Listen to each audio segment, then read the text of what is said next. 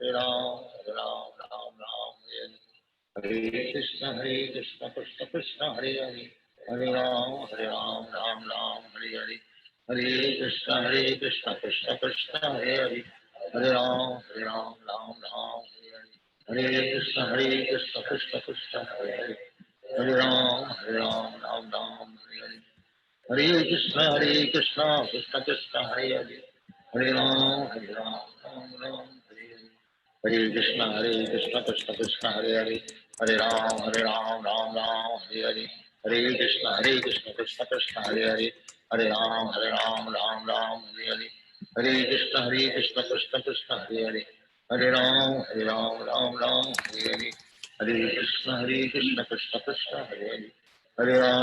Ram, Ram Hare Hare, Hare Krishna, Krishna Krishna, Hare Hare, Hare Ram, Ram Hare Krishna, Krishna Krishna, Hare Hare, Hare Ram, Ram Hare Hare, Hare Krishna, Krishna Krishna, Hare Hare, Hare Ram, Ram Hare Hare, Hare Krishna, Krishna Krishna, Hare Hare, Hare Ram, Ram Hare Krishna, Krishna Krishna, Hare Hare, Hare Ram, Ram Hare Hare, Hare Krishna, Gandharvika Mataji, Dandat Pranam. Hare Ram, Haribol Mataji, Dandavat Pranams. Hare Krishna, Dandat Pranam. I think today will be the last day because Yes. it ends at 5:69. So it's been Yes. So yeah, I think that will be good. Hare Krishna, Krishna Krishna, Hare Hare, Hare Ram, Ram. So we'll start from Lakshman circumambulated Sita, right? Yes. Good, so I'll wait for, I'm already broadcasting it on various places, so I'll just wait for Guru Maharaj. Sure, Mataji. Thank you. Hare Krishna, Krishna Krishna, Hare Hare, Hare Ram, Ram. Hare Krishna, Krishna Krishna, Hare Hare, Hare Ram. I was just thinking how it came upon Sita. This Ram had abandoned her, but she goes happily to the forest. But then Lakshman tells her that actually Ram abandoned. What a painful news for Sita, right? Yeah. And if that's the reality, I think we all deserve much worse. Even she has to go through so many troubles. That is true.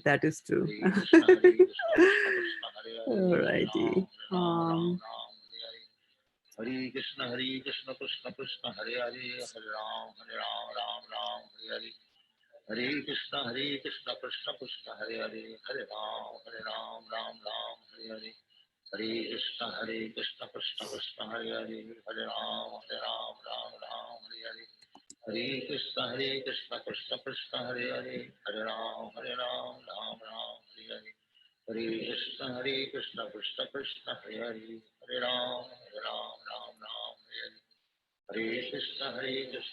Krishna, Hare Hare,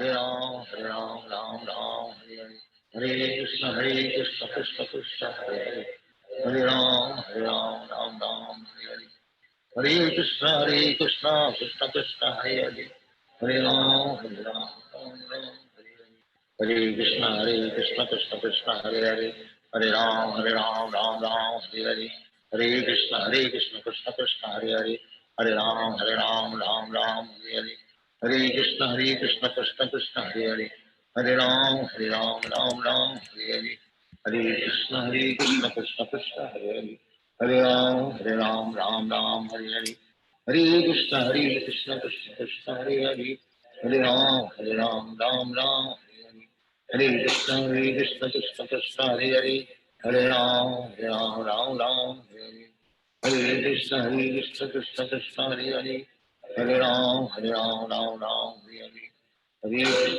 Krishna, Krishna Krishna, Hare Hare, Hare Ram, Ram Hare Hare, Hare Krishna, Krishna Krishna, Hare Hare, Hare Ram, Ram Hare Hare, Hare Krishna, Krishna Krishna, Hare Hare, Hare Ram, Ram Ram, Hare Hare. Hare Krishna, Krishna Krishna, Hare Hare, Hare Ram, Ram Ram, Hare Hare. Hare Krishna, Krishna Krishna, Hare Hare, Hare Ram, Ram Ram, Hare Hare.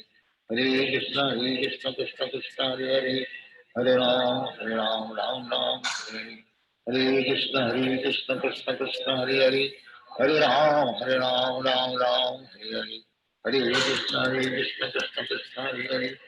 Hare Ram, Ram Ram, Hare Hare. Hare Krishna, Krishna Krishna, Hare Hare. Hare Ram, Ram Ram, Hare Hare. Hare Krishna, Krishna Krishna, Hare Hare. Hare Ram, Ram Ram, Hare Hare. Hare Krishna, Krishna Krishna, Hare Hare.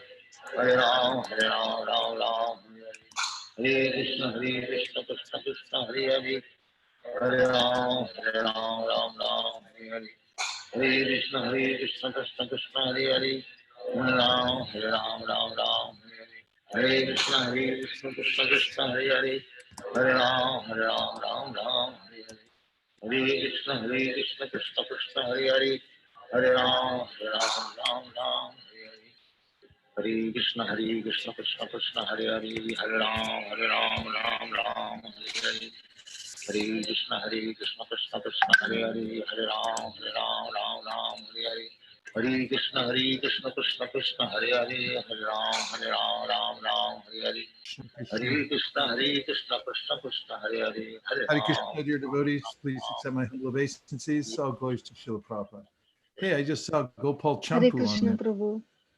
Haribo, Gandharvika, good to hear your Hare voice. Krishna. Hare Krishna. Hare Krishna, Missing Guru Maharaj, Dandavat Pranam, Jai Prabhupada. Hare Krishna Guru Maharaj. Hare Krishna. Haribo. Hare Krishna. Hare Krishna Maharaj. Krishna, Dandavats.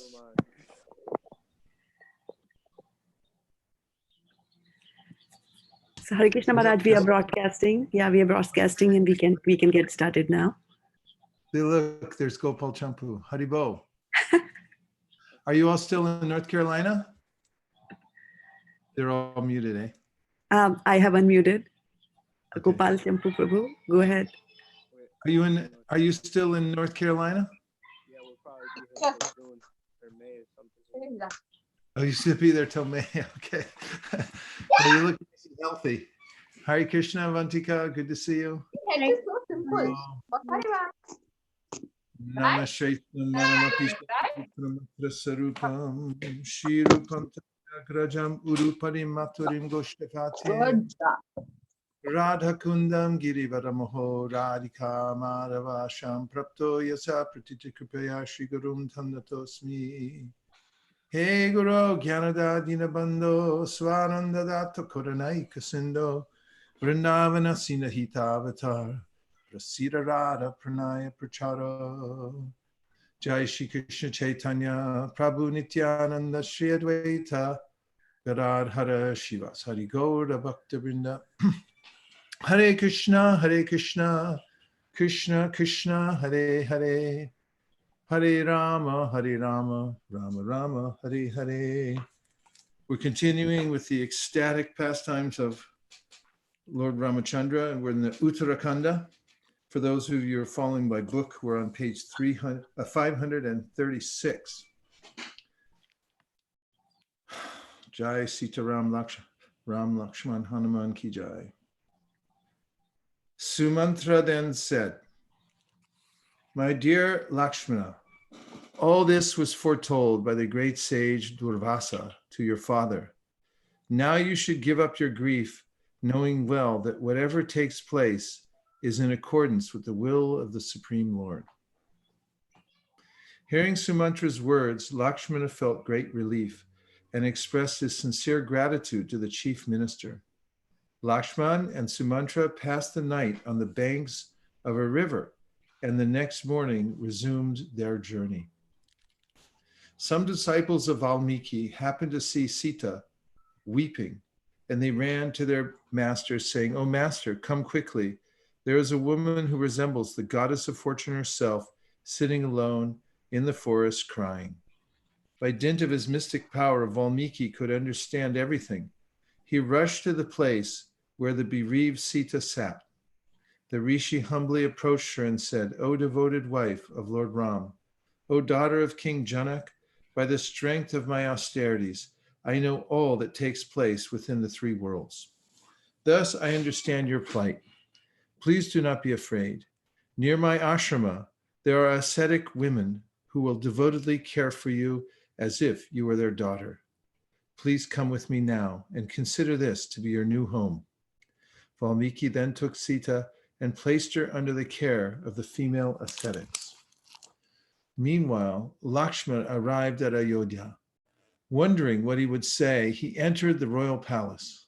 Lakshmana saw Ram seated upon the throne, shedding tears and lost in deep contemplation. Seeing his elder brother's pitiful condition, Lakshmana's eyes also filled with tears. Bowing down before Lord Ram, Lakshmana addressed him in a voice laden with great sorrow. My dear brother, in accordance with your order, I abandoned Sita on the banks of the Ganga near the ashrama of the great sage Valmiki. O Rama, there is no use giving way to grief. Indeed, in this world, meeting and separation are concomitant factors. It is inevitable that one's wife, one's son, and one's very life must one day be given up. Therefore, intelligent persons always pass through life's journey with an attitude of detachment. My dear brother, your unlimited prowess controls the three worlds. Why then do you not surpass this despondency? Cast off this weakness. Otherwise, more rumors will circulate. What will people think? Ram became pacified by Lakshmana's words, and his grief gradually faded. Ram said, My dear Lakshmana, for the last 4 days, I have completely neglected my royal duties. Please summon all the royal ministers, priests, and people in general with whom you do business. The king who does not look daily at the state administration is certainly doomed to suffer in hell. You must know the story of King Nriga. He once gave away millions of cows in charity to a brahmana, but one of them happened to belong to another brahmana. When they discovered this discrepancy, the brahmanas cursed the king to become a lizard. It was ordained that King Nriga would be delivered in the distant future when Lord Vishnu would appear as the son of Vasudeva in the line of Yadu. Even now, that great king suffers because of the brahmana's curse.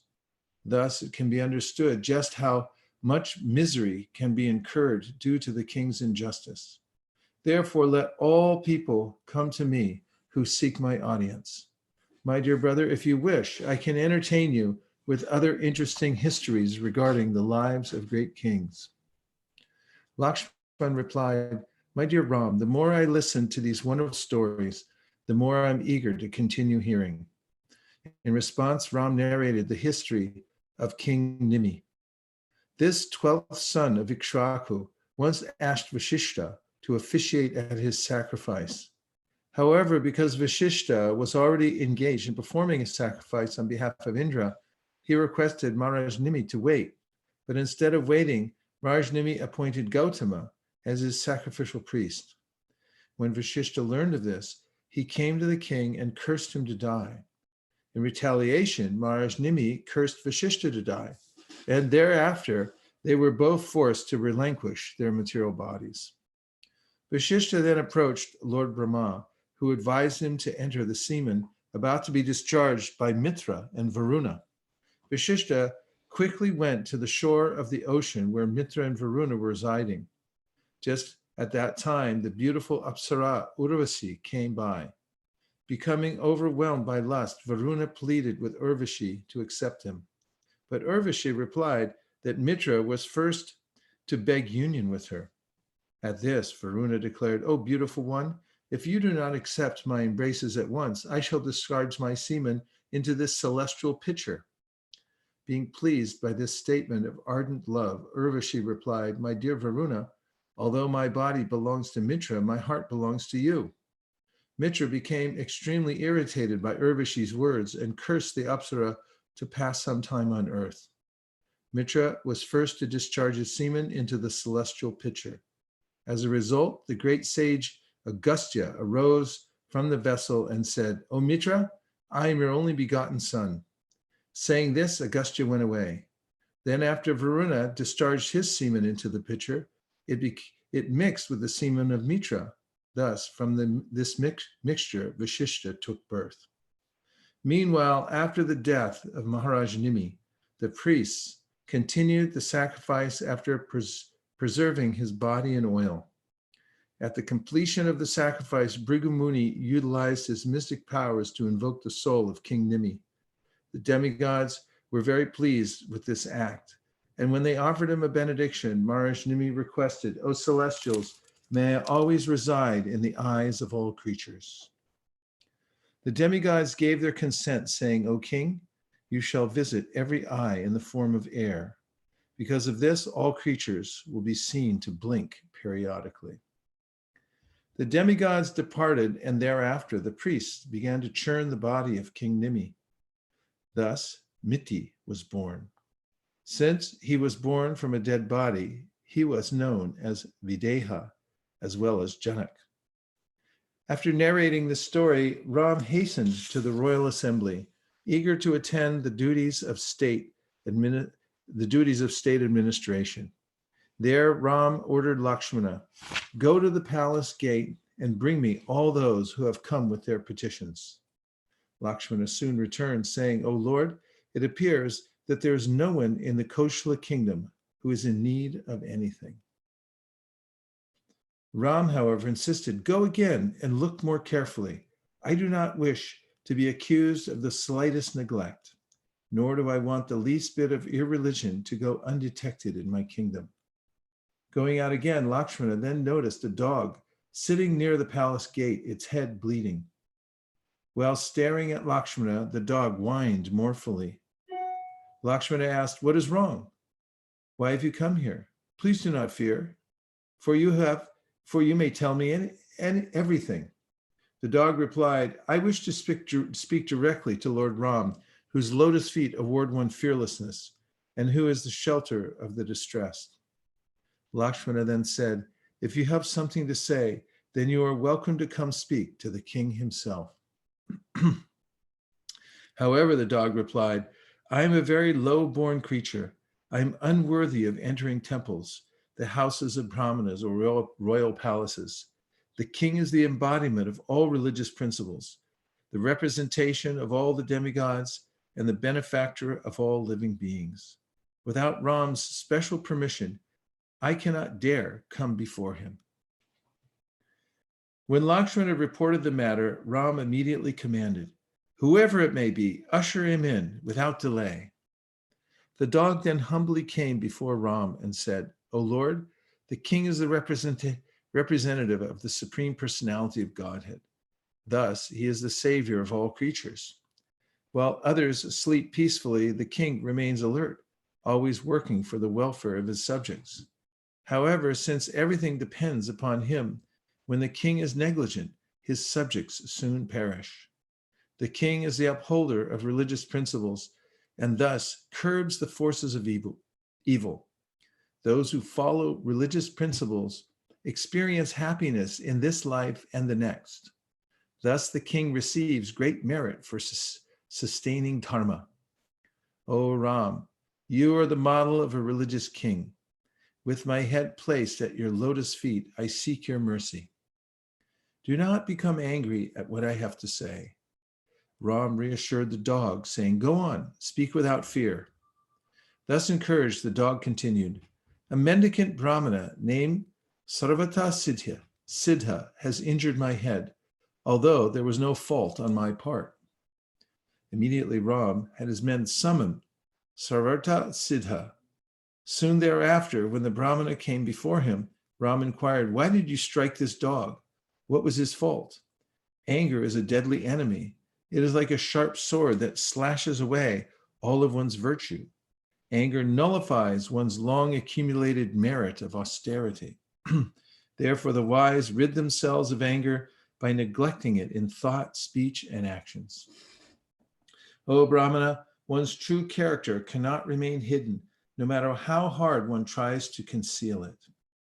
Misdeeds will always betray those who have not conquered the forces of lust, anger, and greed.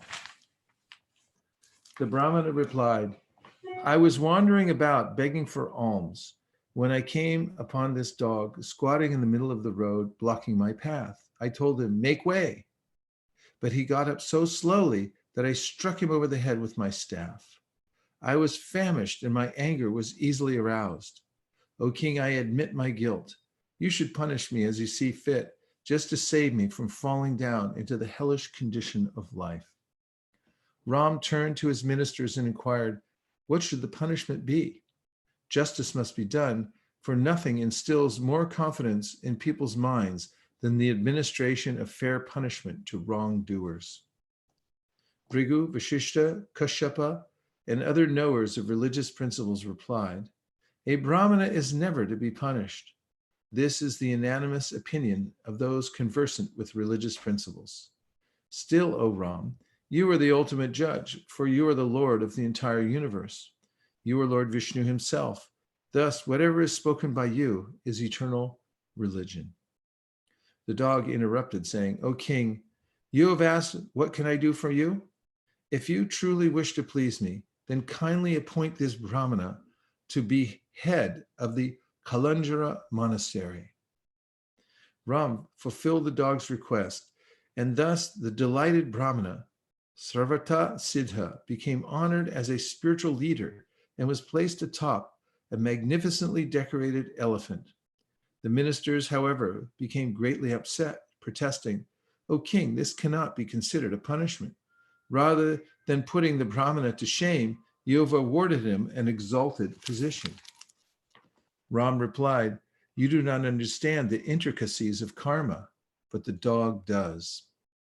Prompted by Ram, the dog explained, in my last life, I was the head of the Kalanjara monastery. I duly worship the demigods and brahmanas. I perform my sacred duties carefully and properly maintain the servants and maidservants. Still, regardless of so much care, trying to leave nothing undone, I took my next birth as a dog due to some unknown fault. Now just consider this Brahmana who cannot even control his anger. He is certainly unfit to be a spiritual leader. For his audacity in accepting such a position, he will now degrade 7 generations of his family. How can a man who is unable to control his temper be put in charge of brahmanas, cows, and deity worship? Anyone who steals from the brahmanas, demigods, women, or children is doomed, as is one who takes back a gift that was freely given. Indeed, even the very thought of stealing from the demigods and brahmanas will send a man to the lowest of hells. Saying this, the dog suddenly disappeared while Ram and the others sat with wide open eyes. Although previously born in a very high family, that living being had somehow been forced to accept the body of a dog. After leaving the royal court at Ayodhya, the dog gave up his life by abstaining from food and water with the hope of attaining a better birth. One day, while Ram was seated upon the royal throne, Sumantra informed him that some rishis headed by Chavana had come to see him. The sages were then escorted in, bearing gifts of fruit and water collected from holy places. After worshiping the rishis, Ram inquired as to the purpose of their visit, assuring them that he was prepared to execute their command. Chavana Muni replied, my dear Lord Ram, in the Satya Yuga, there was a most pious Daitya named Madhu, the son of Loka. Being very pleased with Madhu, Lord Shiva awarded him an invincible lance. Madhu then requested that all his descendants might also possess this lance, but Rudra explained that this was not possible. However, Lord Shiva at last agreed that the lance could be transferred to Madhu's son. Thus, at the time of his death, the Daitya handed over the weapon to his son, Lavanasura. O Ram, this offspring of Madhu is now residing at Madhuvan. Because he has become very formidable, he is greatly oppressing the rishis.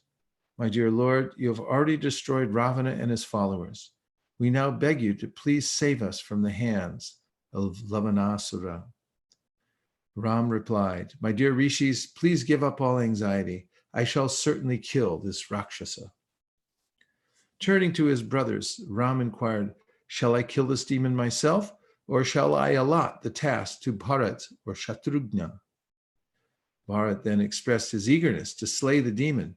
However, Shatrugna pleaded, my dear Ram, during your exile, Bharat had to suffer so greatly. Therefore, please grant me permission to destroy Lavanasura. Ram replied, O Shatrugna, let it be so. Indeed, I shall crown you at once as king of Madhuvan.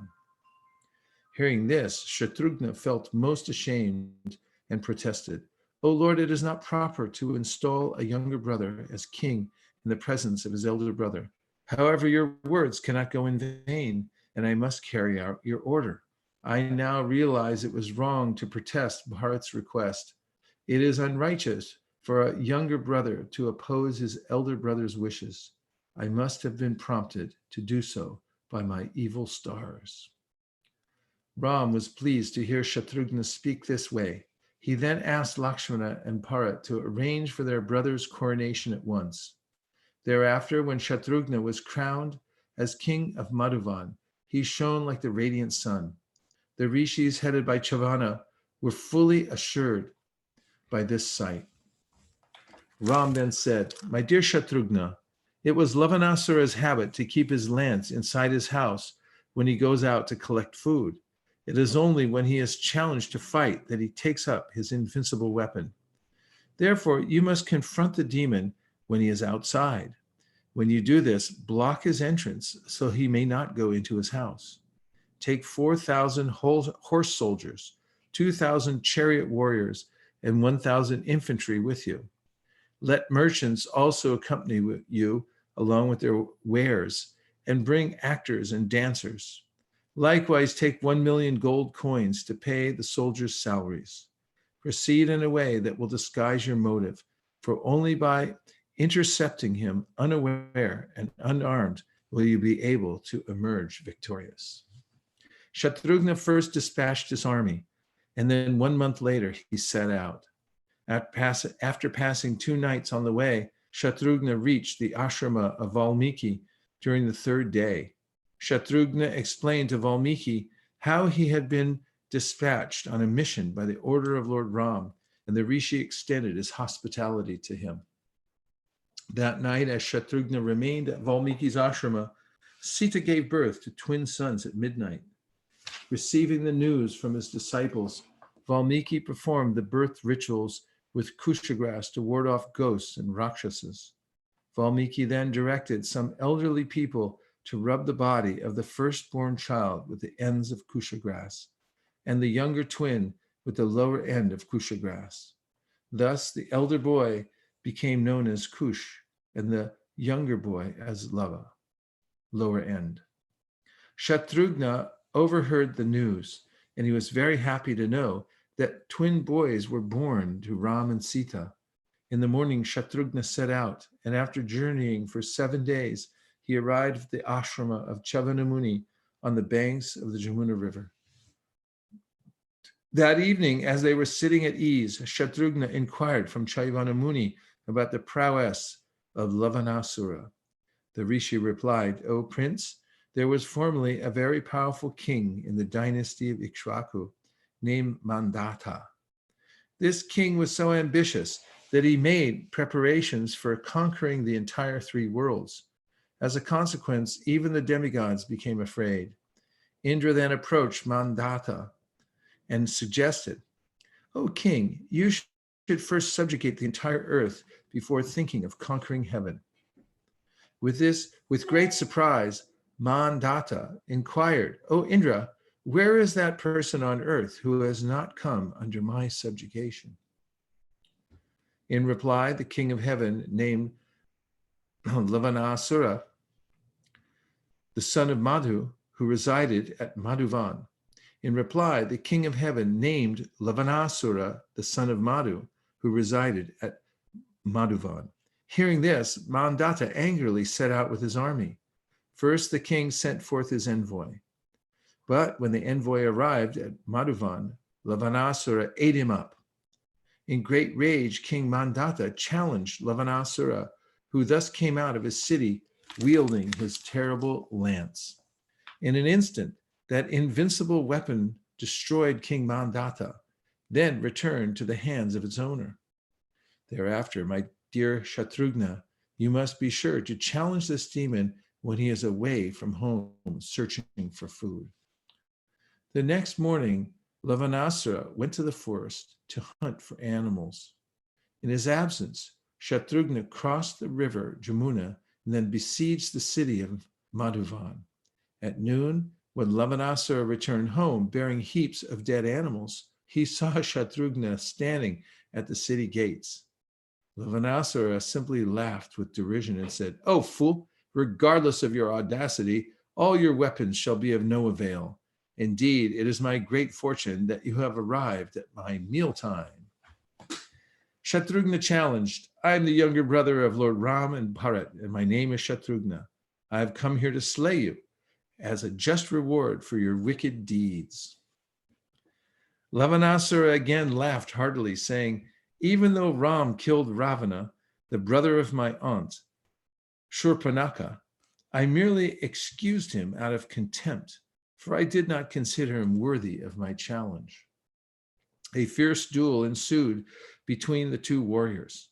Then Lavanasura suddenly struck Shatrughna over the head with a large tree, causing him to fall unconscious on the ground. Thinking his adversary to be slain, Lavanasura picked up his animal carcasses and entered his city. However, within a moment, Shatrughna came to his senses. Standing up, he fixed a supremely powerful arrow upon his bowstring. Indeed, even the demigods were struck with fear upon seeing the terrible arrow, and they quickly sought the shelter of Lord Brahma. The grandsire explained to them, "My dear celestials, with this arrow, Lord Vishnu formerly killed Madhu and Kaitaba. Ram has given this arrow to Shatrughna, knowing well that it would be put to use at this time. You should all go witness with your own eyes the death of this great demon." Shatrughna then released that wonderful arrow, and after soaring magnificently through the air, it pierced Lavanasura's heart, making him fall to the ground dead. The victorious Shatrughna shone like the sun, and the demigods praised him for his wonderful achievement. Thereafter, Shatrughna settled at Madhuvan, residing there with his army and followers. He built a great city there called Madhupuri, which soon became highly prosperous. It was only after 12 years that Shatrughna at last decided to return to Ayodhya. When Shatrughna came to the ashrama of Valmiki, he was very respectfully received by the rishi and offered ample hospitality. While congratulating Shatrughna for killing the terrible demon, Lavanasura, Valmiki smelled his head repeatedly with great affection. After taking his meal, Shatrughna sat down to listen as Lava and Kusha recited Valmiki's composition of the Ramayana to the accompaniment of music. The poetic expressions were so enrapturing, and the descriptions of Lord Ram's transcendental pastime so vivid that tears soon came to Shatrughna's eyes. Even the soldiers became entranced while hearing the story, for they appeared to be reenacted before their eyes in the ashrama of Valmiki. One listener exclaimed, "How wonderful this reenactment is. It appears as though we are dreaming. My dear Shatrughna, please ask Valmiki who has composed this wonderful song." Shatrughna replied, "My dear soldiers, we should not question the rishi about this, because many wonderful occurrences take place in this ashrama. We should not be so astonished or express our curiosity unnecessarily." That night, while resting, Shatrughna could think of nothing other than the sweet lyrics describing the pastimes of his worshipable brother, Lord Ram. The next morning, Shatrughna departed and soon arrived at Ayodhya. Upon entering the royal palace, Shatrughna saw Ram like a second Indra, surrounded by his ministers. Bowing before his elder brother, Shatrughna said, "My dear Ram, I have carried out your command and killed the wicked Lavanasura. Since that time, I've been residing at Madhupuri. By your mercy, it has become extremely prosperous. My dear brother, I am most aggrieved, having lived in separation from you for these past 12 years. Therefore, I beg you to give me permission to now reside in Ayodhya without going anywhere else in the future. Ram feelingly embraced Shatrughna and replied, my dear brother, you should not speak like this. A heroic Kshatriya must not express such sorrow or feel any inconvenience while living in a distant kingdom. It is the duty of a king to rule over his subjects according to religious principles. You have to return to Madhupuri. I hope, of course, you may visit Ayodhya from time to time to see me. My dear Shatrughna, you are more dear to me than life itself. Therefore, please stay here for 7 days before setting out. With a sorrowful heart, Shatrughna assented, and after spending 7 days in Ayodhya, he left for his own kingdom. Once, an elderly Brahmin villager arrived at the gate of Ram's palace, bearing the body of his child. Delirious with grief, the old Brahmana cried out, oh, my son, my dear child, what terrible crime did I commit in a previous life to deserve the death of my only child? He was just a child, not yet 14, and now his mother and I die from grief. I shall die from grief. What wrong did I commit? I have never spoken a lie or injured either man or animal. Never before in the kingdom of Ram has a son died before his parents. Therefore, the death of my son must be due to some fault of Ram himself. It is well known that when the king becomes negligent in performing his duties, that such anomalies occur. O Ram, you must return my innocent son to me, or else my wife and I will give up our lives at your doorstep. In this way, you will become guilty of killing Brahmanas. O king, you claim to be a great ruler in the line of Ikshvaku. How will you be able to go on living happily when the great sins you have perpetrated continue to haunt you? You see, that's what you get when you're in a position of a king or any kind of management. You have to be able to absorb such claims against you and take responsibility. It's very difficult. Ram hurriedly summoned his advisors, Markandeya, Maudgalya, Kashyapa, Katyayana, Jabali, Gautama, and Narada. After seeing the great rishis and offering them respects, Ram informed them of the elderly Brahmana's accusations. To relieve the king's anxiety, Narada said, O king, I shall disclose to you the reason for this child's death. Then you may act as you see fit. In the Satya Yuga, everyone was spiritually qualified and performing austerity. They achieved liberation from material bondage. In that golden age, wisdom was the rule, and there were no untimely deaths. Then in the beginning of Treta Yuga, the 4 social divisions were created. The Kshatriyas were practically as qualified as the Brahmanas, and they were both allowed to perform austerities. In the Dwapara Yuga, irreligiosity will increase, and thus many irregularities will be introduced. As a concession, the Vaishyas will also be allowed to perform austerities, but the Shudras will be strictly forbidden to do so. Thereafter, in the Kali Yuga, even Shudras will be allowed to perform austerities. Indeed, in that degraded age, there will be practically no qualified Brahmanas, Kshatriyas, or Vaishyas. O Ram, it is a serious offense for a Shudra to practice austerity in this Treta Yuga. It happens, however, that there is one Shudra in your kingdom executing very severe penances. He is the cause of this child's death. O king, irreligiosity is a state's worst enemy. Therefore, the ruler who fails to punish wrongdoers deserves to suffer in hell. You must find out this culprit at once, so that religious principles may be upheld and the Brahmana's son may be restored to life. Pleased by this advice, Ram lorded Lakshmana, go at once to the palace gate and tell the Brahmana to preserved the dead body of his child in a vat of oil after supplying the necessary herbs. Ram then mentally summoned the Pushpaka chariot. Leaving Ayodhya in the care of Lakshman and Bharat, he departed to search for the culprit. Ram first flew over the western region, then north to the Himalayas. Finding no sign of irreligion, he next examined the eastern provinces and finally began searching in the south. There, near a great mountain and beside a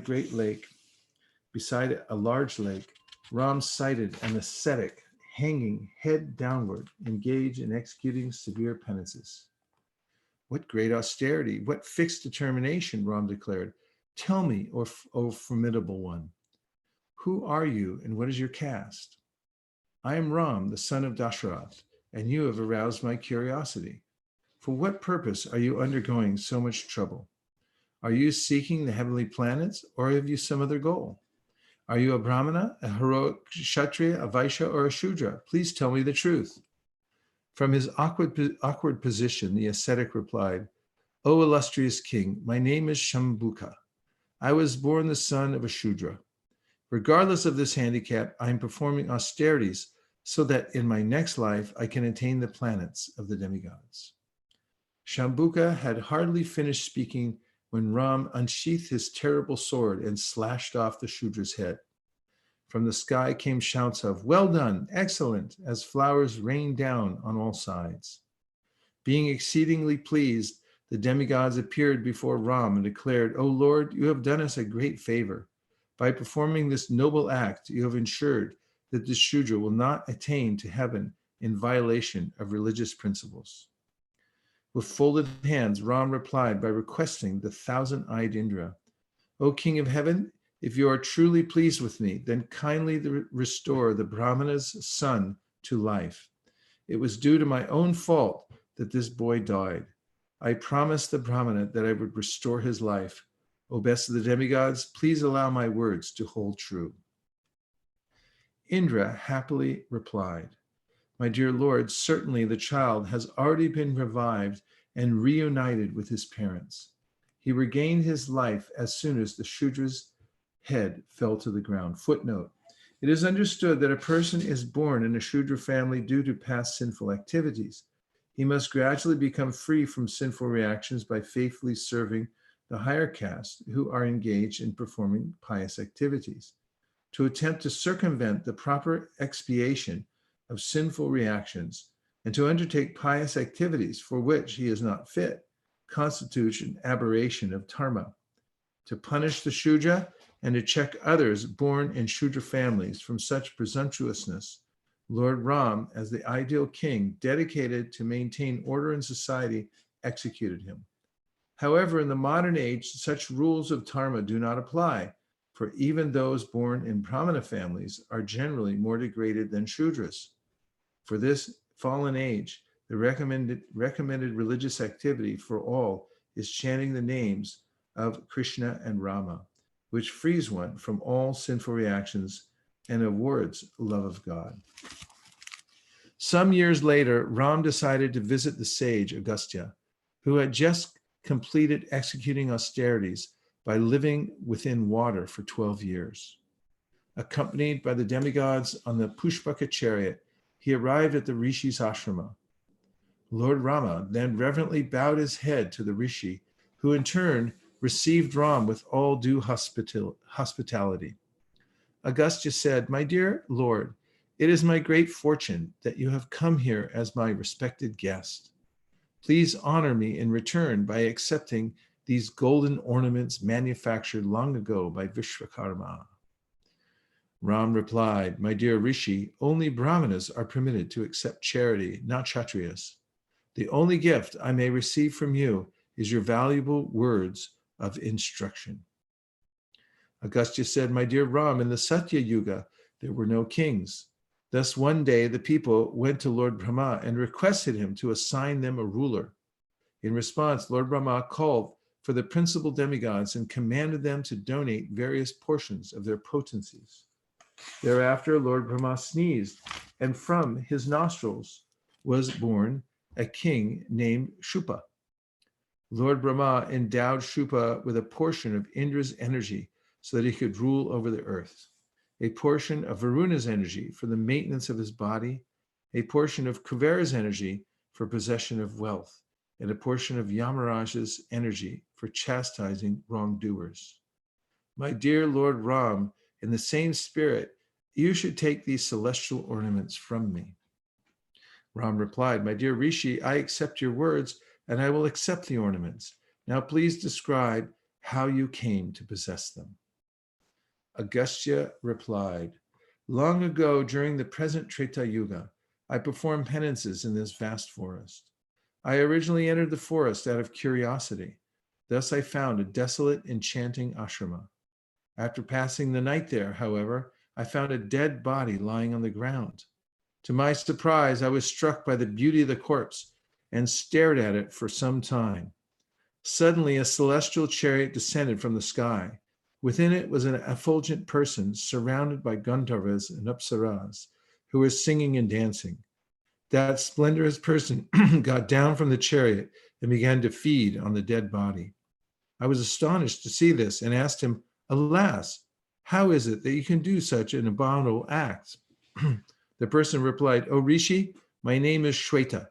I am the son of the illustrious Sudeva, and my brother is Surata. After the death of my father, the citizens made me their king. Then after ruling for a great while, I considered my duration of life was coming to an end. Thus I retired to the forest after installing my brother Surata on the royal throne. Finally, after executing severe austerities for 3,000 years, I ascended to Brahmaloka. However, I was surprised to find that I was still afflicted by great pangs of hunger and thirst. I therefore inquired, my dear Lord Brahma, the residents of your supreme abode are free from such disturbances. How then am I suffering from hunger and thirst? The grandsire replied, O Shweta, although you performed penances for a long time, you never gave in charity. Thus, for this reason, you now suffer from hunger and thirst even here in Brahmaloka. Now to appease you, I adorn that human flesh shall be your meal. O king, you shall suffer the effects of this curse until you meet the great sage Agastya. Agastya then said, my dear Lord Ram, as arranged by destiny, I one day came to meet Shweta. In gratitude for being relieved from his distress, he begged me to accept these ornaments. Ram inquired, my dear Rishi, why is it that this place where Shweta formerly performed austerities is devoid of all beasts and birds? Agastya replied, my dear Ram, in the Satya Yuga, there lived a great king named Manu, who was the founder of the social system consisting of the 4 occupational duties. Later, Manu's son Ikshvaku inherited the kingdom. In his turn, he begot 100 sons. The youngest son of Ikshvaku was very dull and never obeyed his brothers. Thus he received the name Danda. Danda founded the kingdom that extends between the Vindhya mountains and the Saivala mountains. His capital city was named Madhu Mantra, and Shukracharya became his sacrificial priest. One day, after having ruled over the kingdom for a long time, Danda went to visit the ashrama of Shukra.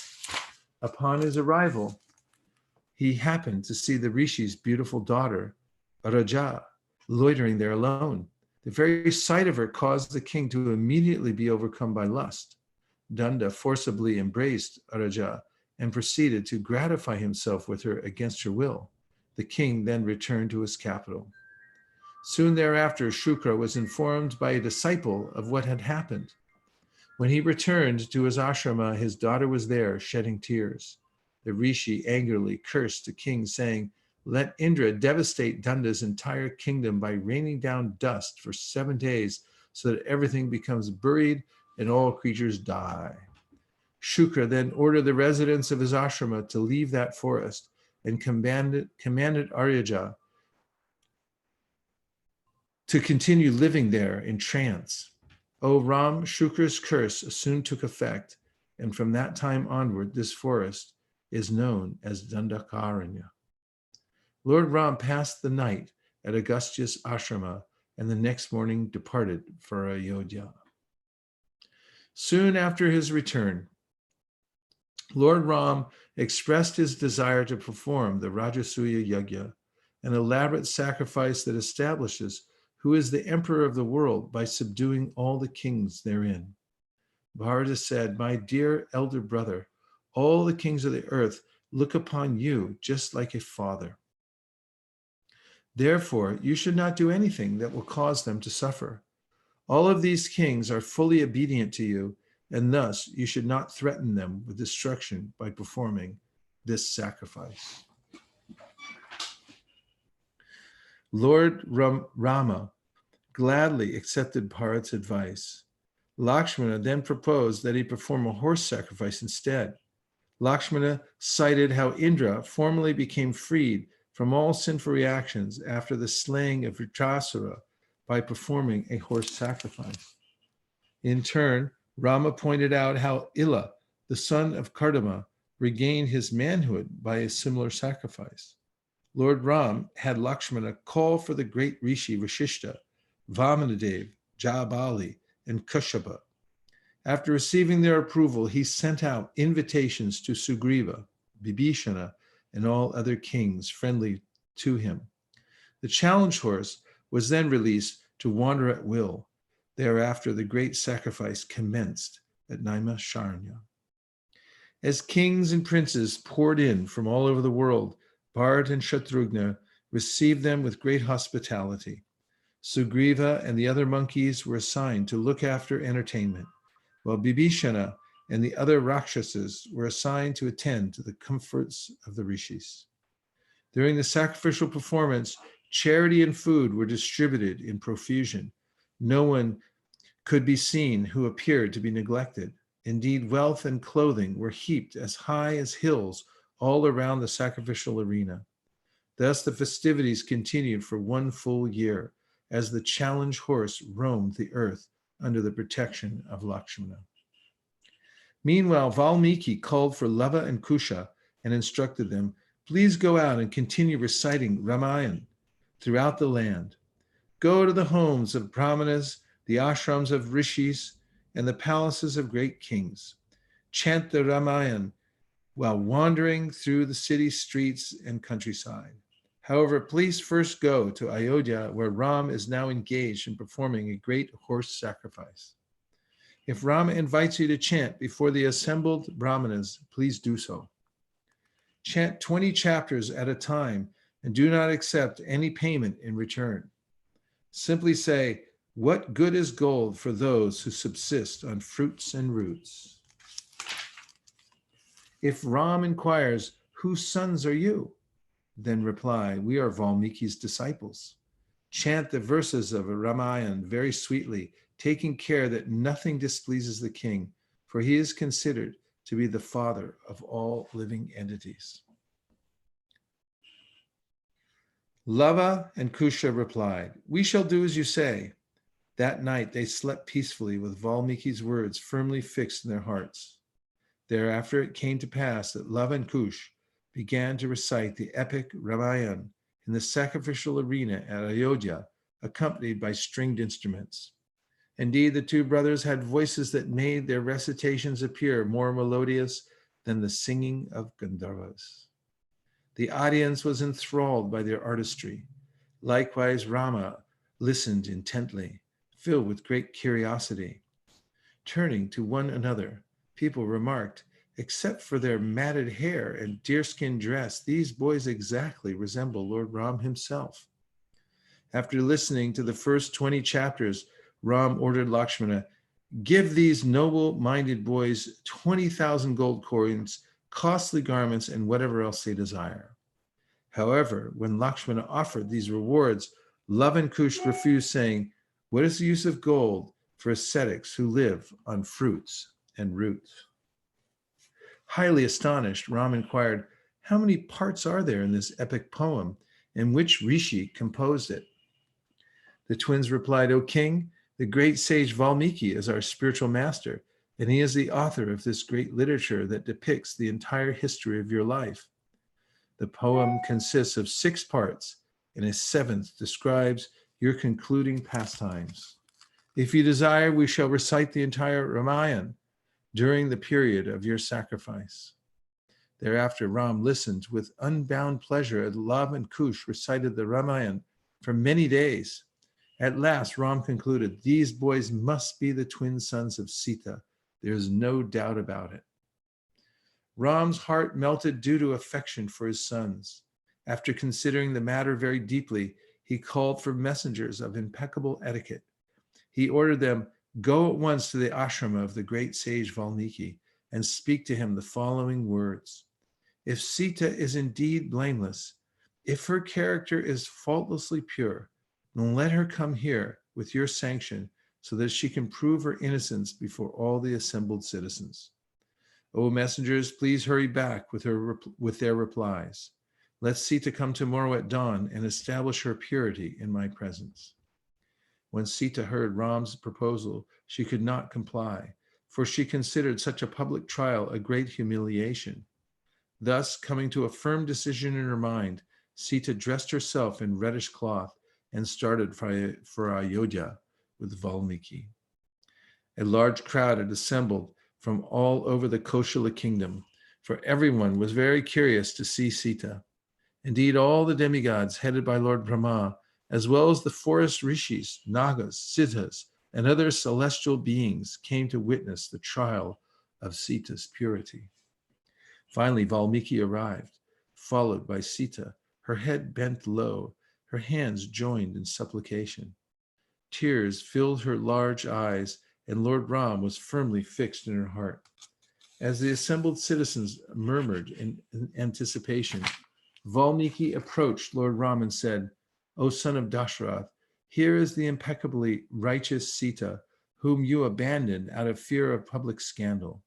She has come here to prove her purity. Thus she awaits your command. O Ram, I, who have never uttered a lie, make the following declaration. If Sita is tainted by even the slightest guilt, then may the results of my accumulated austerities prove eternally fruitless. Although you loved Sita deeply and were convinced of her innocence, you still discarded her out of fear of public opinion. By dint of my spiritual vision, I can understand Sita's complete purity. Thus I have come to proclaim this truth to you. Ram gazed upon Sita for a moment and announced to the assembly, so be it. I accept all the great Rishi has said. Previously, the demigods also testified as to Sita's purity, and I happily took her back to Ayodhya. However, people began to criticize me, and thus with great reluctance, I sent her away. Now I have decided that if Sita can prove her innocence before this assembly, then I shall again accept her as the wife I dearly love. Everyone fell silent and all eyes became fixed upon Sita, who stood with her gaze lowered and her head bent slightly downward. After a short pause, Sita said to the assembly, O goddess of the earth, please hear my petition. If since the time of my marriage I ever thought of anyone but Ram, or if I ever loved any man but Ram, then refuse me shelter. However, if I have only dwelt in Ram in thought, word, and action, then please give me a place within you so that I need not experience the shame of facing these slanderous people. When Sita spoke, the earth suddenly opened up, and from the crevice, the goddess Bhumi majestically rose up, seated upon a golden throne borne by divine serpents. The goddess welcomed Sita, took her in her arms, and seated her at her side on the throne. Then, while from the sky and from the earth, the demigods and rishis, kings and common people looked on in astonishment, the celestial throne slowly descended into the bowels of the earth. There was an uproar as all beings uttered exclamations of wonder, praising Sita for this glorious confirmation of her purity. From the heavens, the demigods rained down showers of flowers, and there was singing, dancing, and playing of musical instruments. After Sita disappeared from sight, tears welled up in Ram's eyes and anger flared within his mind. Ram lowered his head and declared, Earth, I order you to return Sita immediately. Open up and bring her here so we may again be united. Sita is your daughter and I am your son-in-law. Give me Sita without delay, or I shall crush your mountains, burn your forest, and smash you into atoms. Lord Brahma then spoke to appease the raving, tortured Ram. O Lord, please remember your identity. You are the Supreme Personality of Godhead, Lord Vishnu, and Sita is the goddess of fortune herself.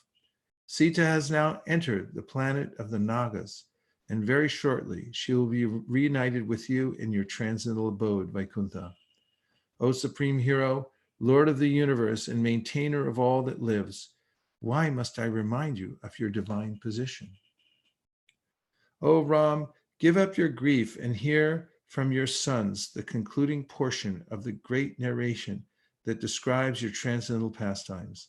This epic poem composed by Valmiki will spread your glories throughout the three worlds for as long as the universe continues to exist. Saying this, Lord Brahma disappeared.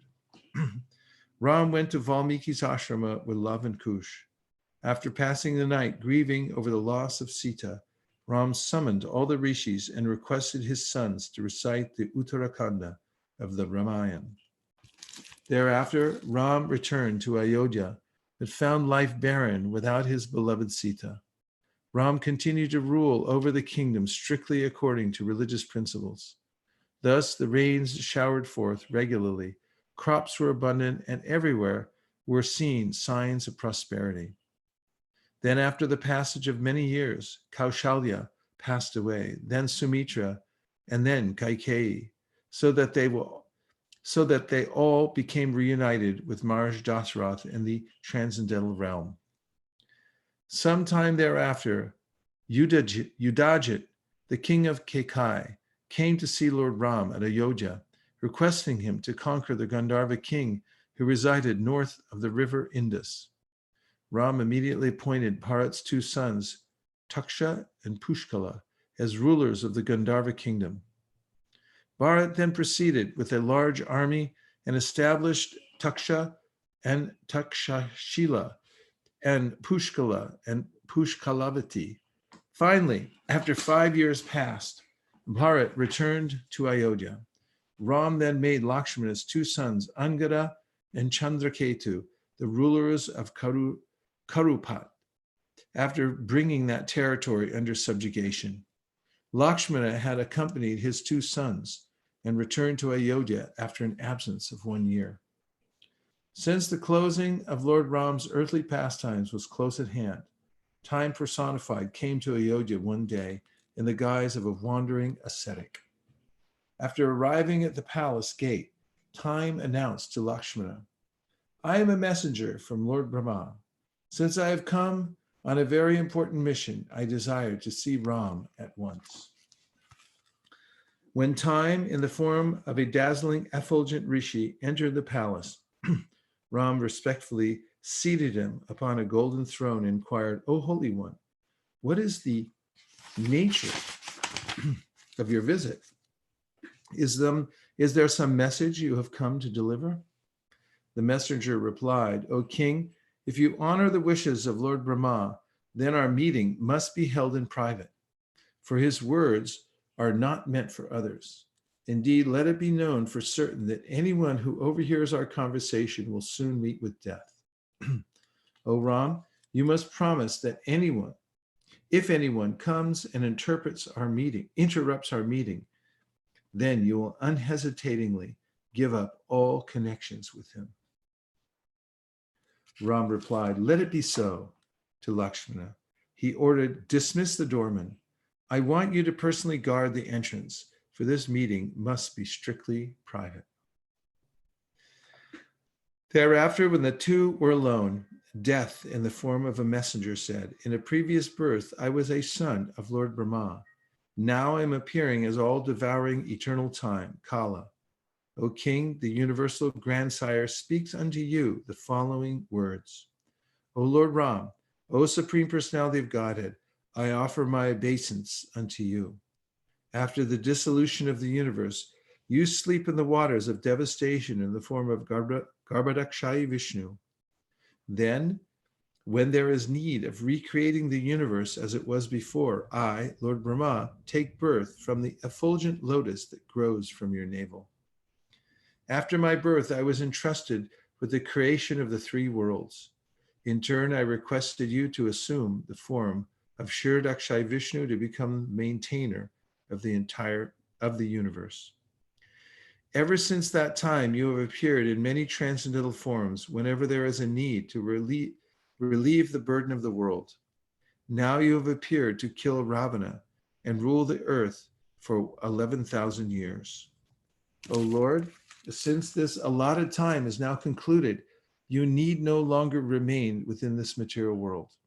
If you so desire, you may at once ascend to heaven to resume your rule over the demigods. O all-pervading Supreme Personality of Godhead, you are the source of my strength and my very existence. Let me therefore offer my respectful obeisances unto you. After listening to Kala, Rama smiled and replied, you have spoken truthfully. May there be all good fortune for you. You may now go and tell Lord Brahma that because I have fulfilled the purpose of the demigods, I will very soon return to my transcendental abode. As Ram and the messenger were conversing, it happened that Durvasa Muni arrived at the royal palace. When Lakshmana went to receive him, the Rishi insisted, I am here on most urgent business and must see Lord Ram at once. Lakshmana replied, Ram has given me strict orders that he cannot be interrupted under any circumstances. O foremost of rishis, please be patient and wait for a short while. At this, Durvasa lost his temper. With fiery eyes, he screamed, go and announce my presence at once. If you are so foolish to disobey me, then I shall curse Ram, Bharat, yourself, the entire Ikshvaku dynasty, and the entire Koshala kingdom. Hurry, for my patience wears thin. Lakshmana knew that to interrupt Ram's conversation with Kala would soon bring about his own death. Lakshmana knew that to interrupt Ram's conversation with Kala would soon bring about his own death. However, thinking of Durvasa's curse, he concluded, it is better if I suffer alone rather than cause everyone's ruination. Lakshmana then entered the room. Being informed of Durvasa's arrival, Ram took leave of Kala and hurriedly went out to meet the Rishi. As he stood before Durvasa Muni with folded hands, Rama inquired, O foremost of ascetic Brahmanas, what can I do to please you? Durvasa replied, O righteous king, I have just now completed a 1,000-year fast. What can you give me to eat? Thereafter, Ram provided Durvasa with a sumptuous feast, and the Rishi was highly gratified. After Durvasa's departure, however, Ram remembered the promise he had made to Kala. Thus a horrible grief overtook him. Fearing the loss of his most intimate associate, Ram stood as though deprived of reason, his head bowed in dejection. Lakshmana then reproached his aggrieved brother and cheerfully said, O Ram, do not lament, for that which is inevitable under the control of supreme destiny. Duty must be carried out without attachment or aversion. Therefore, keep your promise and banish me without hesitation. Ram summoned his ministers, and after describing all that had happened, he asked for their advice. Finally, after a long silence, Vasishtha said, My dear Ram, by dint of my ascetic prowess, I could foresee all this happening to you. Now you must keep your promise. Otherwise, your lifelong adherence to righteousness will be blighted. With the decay of religious principles, the world gradually comes to perish. Therefore, adhere to truthfulness and banish Lakshmana. Ram appeared to think deeply over the matter. Then he announced to the assembly, adhering to righteousness, I hereby order the banishment of Lakshmana from Ayodhya. The ministers all applauded Ram's decision, and thereafter Lakshmana went to the banks of the river Sarayu and absorbed his mind in the practice of mystic yoga. Then, when the time became ripe, King Indra suddenly appeared there, riding a celestial chariot. Thus, in his self-same transcendental body, Lakshmana ascended to heaven amidst the singing of Gandharvas, the dancing of apsaras, and showers of fragrant flowers. After Lakshmana's disappearance, Ram decided to install Bharat upon the royal throne so that he could be free to follow in Lakshman's, so he could be free to follow the Lakshmana's path. However, Bharat refused to occupy the throne, for he preferred to accompany Ram to the forest rather than enjoy the kingdom without him. Ram then divided the kingdom between his sons, giving Kush the northern part of Koshala and Lava the southern part. After the coronation, Ram embraced his twin sons and then presented them vast amounts of gold, jewels, thousands of chariots, and countless horses and elephants. When the citizens heard of Ram's intention to retire to the forest, they became determined to follow him. Their grief due to the impending separation was unbearable. Shatrughna was also intent upon following Ram, and thus when the Lord finally came out of the city, there was a great procession following him. Indeed, because of their love and devotion, every living entity followed Ram to the forest, so that not even an animal could be seen in Ayodhya. While Ram silently walked along, everyone could see that he was exhibiting a mood of complete detachment and indifference, as if preparing to give up the world. All of Ram's potencies appeared in personified form to accompany him. Shri walked on Ram's right side and Bhumi on his left. Shakti walked in front, and innumerable other energies followed Ram, including Omkar, Gayatri, and the Vedas. Next, Shatrughna and his family followed Bharat.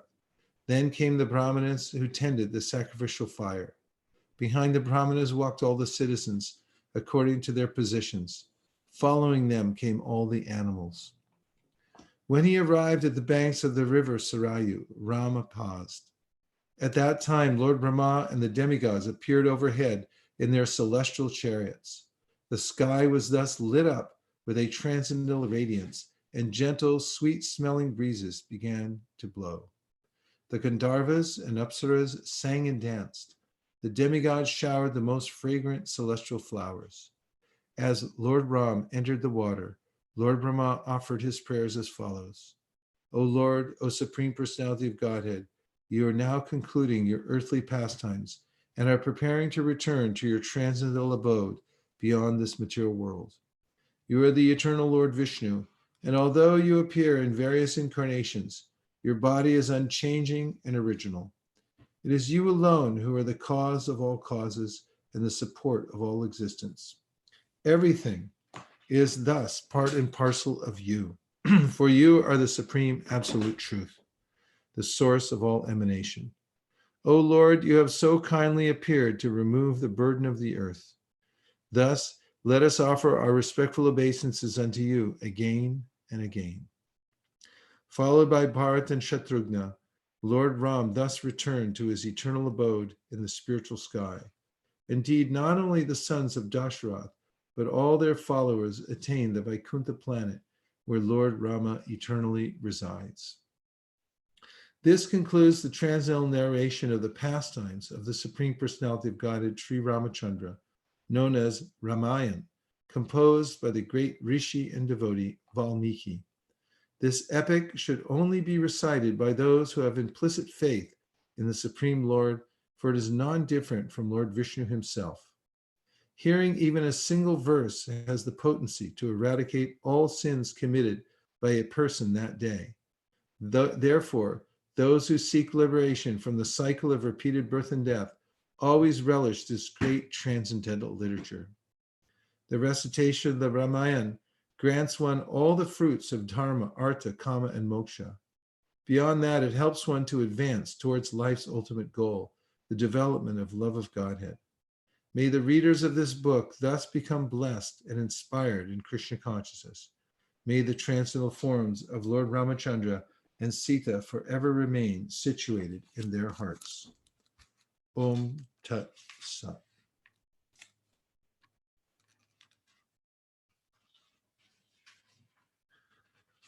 Shri Ramayan ki jai, Sitaram Lakshman Hanuman ki jai. To the listeners of the Ramayana Ki Jai, the appearance day of Lord Ramachandra Ki Jai, Gaur Premanande Haribo. And here's an appendix, Srila Prabhupada on the position of Lord Ramachandra and purposes for Advent. Am I correct that we're going till 8:30? Yes, Maharaj. Yes. Thank you. This is compiled from Srila Prabhupada's translation and commentary of Bhagavatam 9th canto. The personality of Godhead Sri Ram assumed the form of a human being and appeared on the earth for the purpose of doing some pleasing work for the demigods or the administrative personalities to maintain the order of the universe. Sometimes great demons and atheists like Ravana and Hiranyakashipu and many others become very famous due to advancing material civilization by the help of material science and other activities with a spirit of challenging the established order of the Lord. For example, the attempt to fly to other planets by material means is a challenge to the established order. The conditions of each and every planet are different, and different classes of human beings are accommodated there for particular purposes mentioned in the codes of the Lord. But puffed up by tiny success and material advancement, sometimes the godless materialists challenge the existence of God. Ravana was one of them, and he wanted to deport ordinary men to the planet of Indra by material means without consideration of the necessary qualifications. He wanted a staircase to be built up directly, reaching the heavenly planet so that people might not be required to undergo the routine of pious work necessary to enter that planet. He also wanted to perform other acts against the established rule of the Lord. He even challenged the authority of Sri Ram, the personality of Godhead, and kidnapped his wife, Sita. Of course, Lord Ram came to chastise this atheist, answering the prayer and desire of the demigods. He therefore took up the challenge of Ravana, and the complete activity is the subject matter of the Ramayana. Because Lord Ramachandra was the personality of Godhead, he exhibited superhuman activities which no human being, including the materially advanced Ravana, could perform. Lord Ramachandra prepared a royal road on the Indian Ocean with stones that floated on the water. The modern scientists have done research in the area of weightlessness, but it is not possible to bring in weightlessness anywhere and everywhere. But because weightlessness is the creation of the Lord, by which he can make gigantic planets fly and float in the air, he made the stones even within this earth to be weightless and prepared a stone bridge on the sea without any supporting pillar. This is the display of the power of God. Due to his causeless mercy upon all living entities, the Supreme Personality of Godhead, along with his plenary extensions, appeared in the family of Maharaj Ikshvaku as the Lord of Sita, his internal potency. Under the order of his father, Maharaj Dashrath, he entered the forest and lived there for considerable years with his wife and younger brother. The powerful Rakshasa Ravana committed a great offense against him and was thus ultimately vanquished. Lord Rama is the Supreme Personality of Godhead, and his brothers, namely Bharat, Lakshmana, and Shatrughna, are his plenary expansions. All four brothers are Vishnu Tattva. They were never ordinary human beings. There are many unscrupulous and ignorant commentators on Ramayana who present the younger brothers of Lord Ramachandra as ordinary living entities. But Srimad Bhagavatam, the most authentic scripture on the science of Godhead, clearly states that his brothers were his plenary expansions. Lord Ramachandra is the incarnation of Vasudeva. Lakshmana is the incarnation of Shankarshana. Bharata is the incarnation of Pradyumna, and Shatrughna is the incarnation of Aniruddha. All expansions of the personality of Godhead. Lakshmiji, Sita, is the internal potency of the Lord. She is neither an ordinary woman nor an incarnation of Durga. Durga is the external potency of the Lord, and she is associated with Lord Shiva. The question may be asked, why the Lord, who is omnipotent, comes here to diminish the burden created upon the world by the unscrupulous kingly order. Certainly, the Lord does not need to come here personally for such purposes, but he actually descends to exhibit his transcendental activities in order to encourage his pure devotees who want to enjoy life by chanting the glories of the Lord. In the Bhagavad Gita 9:13 through 14, it is stated that the Mahatmas, great devotees of the Lord, take pleasure in chanting the activities of the Lord.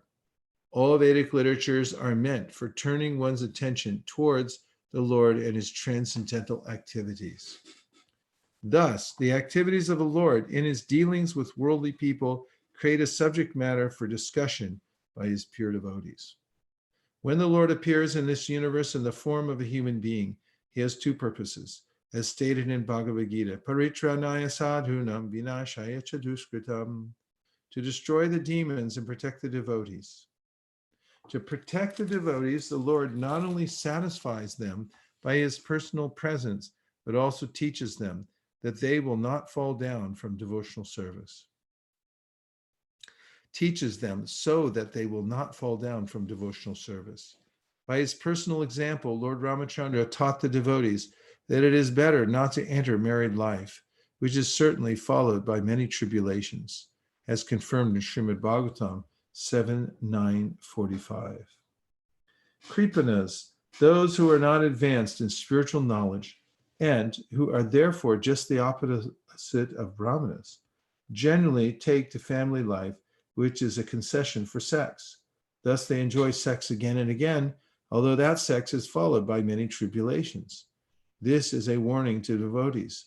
To teach this lesson to devotees and to human society in general, Lord Sri Ramachandra, although the Supreme Personality of Godhead himself, underwent a series of tribulations because he accepted a wife, Mother Sita. Lord Ramachandra underwent these austerities, of course, only to instruct us. Actually, he never has any reason to lament for anything. Another aspect of the Lord's instructions is that one who accepts a wife must be a faithful husband and give her full protection. Human society is divided into two classes of men, those who strictly follow the religious principles and those who are devotees. By his personal example, Lord Ramachandra wanted to instruct both of them how to fully adopt the discipline of the religious system and how to be a beloved and dutiful husband. Otherwise, he had no reason to undergo apparent tribulations. One who strictly follows religious principles must not neglect to provide all facilities for the complete protection of his wife. There may be some suffering because of this, but one must nevertheless endure it. That is the duty of a faithful husband.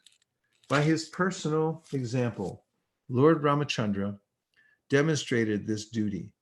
Lord Ramachandra could have produced hundreds and thousands of Sitas from his pleasure energy, but just to show the duty of a faithful husband, he not only rescued Sita from the hands of Ravana, but also killed Ravana and all the members of his family. Another aspect of the teachings of Lord Ramachandra is that although Lord Vishnu, the Supreme Personality of Godhead, and his devotees may apparently suffer from material tribulations, they have nothing to do with such tribulations. They are mukta purushas, liberated persons, under all circumstances. A Vaishnava is always firmly situated in transcendental bliss because of engagement in devotional service. Although he may appear to suffer material pains, his position is called transcendental bliss in separation. The emotions a lover and beloved feel when separated from one another are actually very blissful, although apparently painful.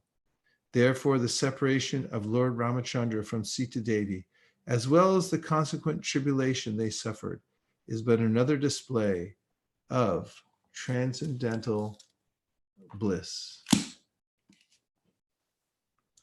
Gaur Premanande Haribol. Congratulations, all the devotees who worked together to read the entire Ramayana.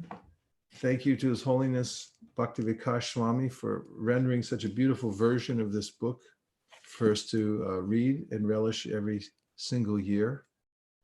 And obviously, those who have read, listened to any part of this, but to speak of the whole thing, will be eternally blessed by hearing the pastimes of the Lord, which are non-different from Lord Ramachandra himself. Hare Krishna.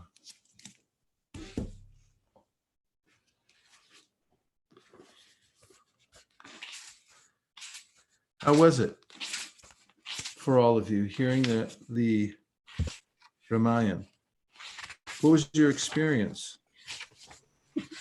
Dear devotees, you can unmute yourself and share your reflections. I'll look at Facebook comments. What was it like reading the entire Ramayana? How did you feel? Blissful. What did you hear? How was your life changed? What details? Don't cheat us now. Come on.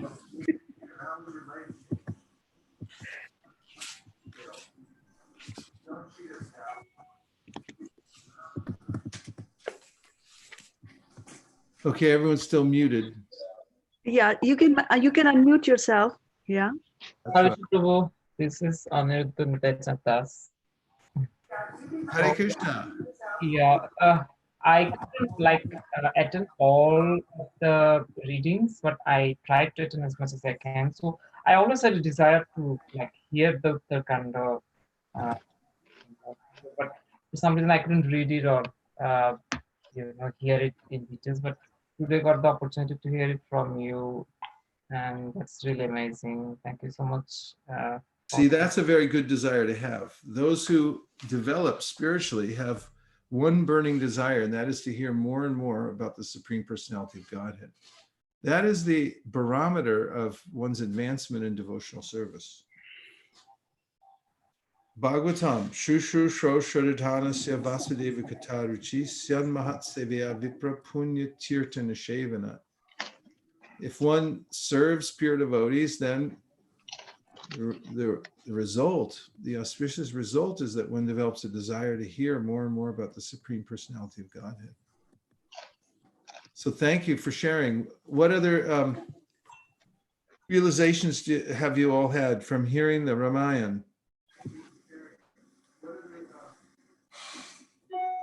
Sharing means caring. Don't be afraid to reveal yourself here. Hare Krishna Prabhuji, Tulsi Lata Devi Dasi here.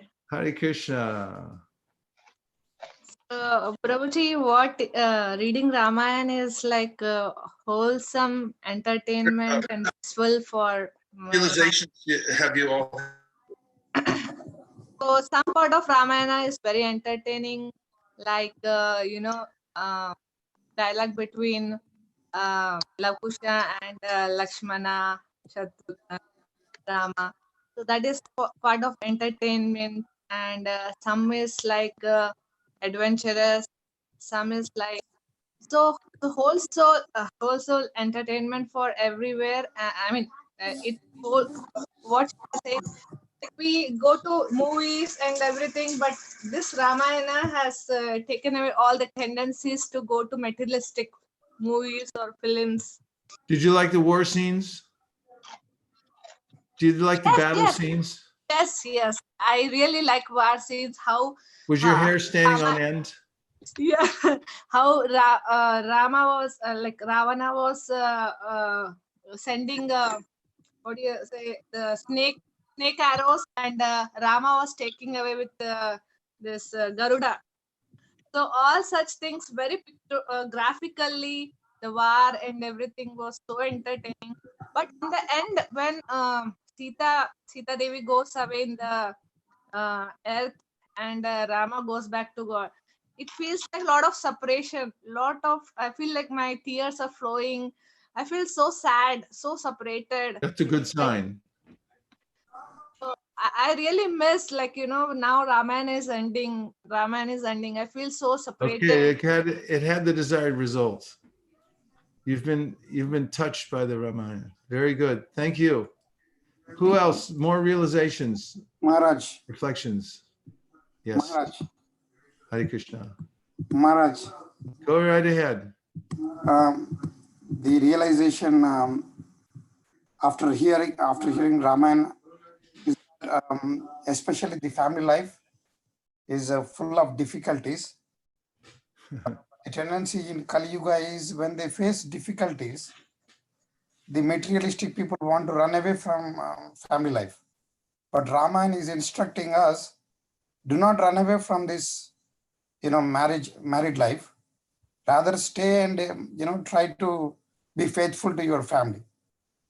And at least in that, it's like a kind of it's like a kind of a medicine.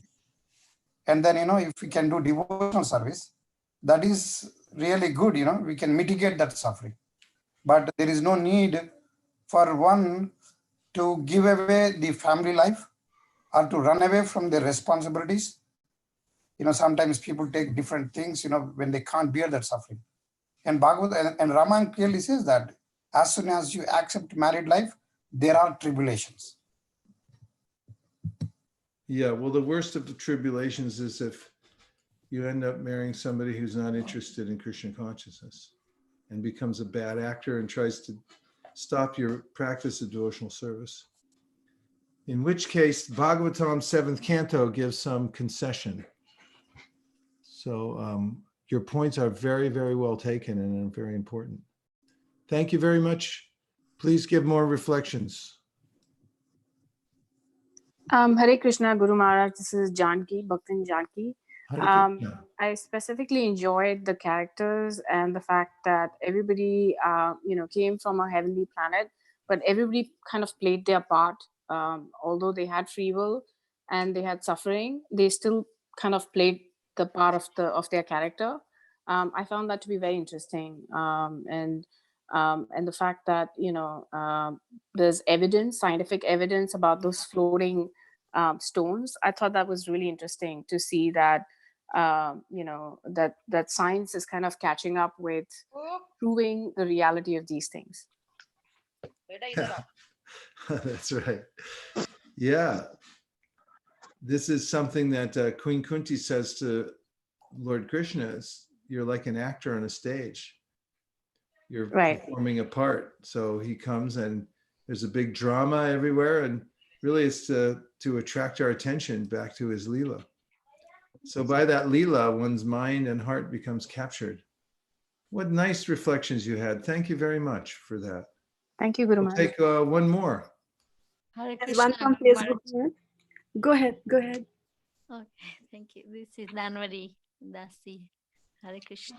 Hare Krishna. Hare Krishna. So I really like so many points, but 2 points I want to share. One is Hanumanji's, how he is a good sevak, how he's a good servant, and he's always remained a Dasa Nudas, like very humble. And even though he had so much power and he could do so many things, but he was saying, I'm not allowed until Ram's order. So he didn't do so many things. And yeah, that's all I remember right now. Thank you. Yes. One of the most important figures in the whole Ramayana. Yes. Hanuman and his mood of service. Thank you very much. We have time for one more. Someone else was trying to get in. Maharaj, I was saying that there's a reflection on Facebook from Preeti. Oh, well, let's hear what the reflection is. Yeah, she was talking about answering your question about what the whole reading experience was. And she says that the reading transported us to our transcendental pastimes of Lord, and we forgot the daily tribulations of the current times. That's right. I mean, actually, in ordinary poetry, there's a poem called "There's No Frigate Like a Book." Frigate means a boat that takes one away. And then, of course, when you're reading a transcendental book and you're actually getting eternal spiritual benefit and you're transferred to the spiritual world and you're infused with knowledge simultaneously, it's the best of all worlds. So Lav and Kush went everywhere singing the Ramayana. And now we can go everywhere and distribute transcendental literature. It's the most needed item in the whole world nowadays. People think they're lacking toilet paper, but actually what they're lacking is Krishna Katha. It'd be nice if they're fighting over books like that. So congratulations to everybody for participating in this little short lifetime we have as human beings. Is very quick. It goes by in the blink of an eye. Those who invest in hearing about the Lord and speaking about him to others, leave this temporary world with the greatest of eternal assets, and that is a love for God within the heart. And whoever, oh, there's an echo here. How interesting. So thank you very much, everybody. We'll see you tomorrow morning. What time is the first program tomorrow? 6 o'clock? 6 o'clock with the Make Japa Great Again. Yeah, Make Japa Great Again. We'll see you all then at 6 o'clock Pacific Standard Time for chanting the Lord's holy names. Vanchakalpataruscha kripasinabhya patitanam pavanebhyo vaishnavebhyo namo namaha. Everyone please unmute and say Hare Krishna. Hare Krishna. Come on, that's not everybody. Say it again. Everybody unmute and say Hare Krishna. Hare Krishna. A little louder though. Hare Krishna. Hare Krishna. Krishna. Translate by Hare Hare. Haribo. Hari Hari Bol. Thank you, Mataji. हाँ प्रभु. Hare Krishna. Hare Krishna. Thank you, Shraddha Mataji.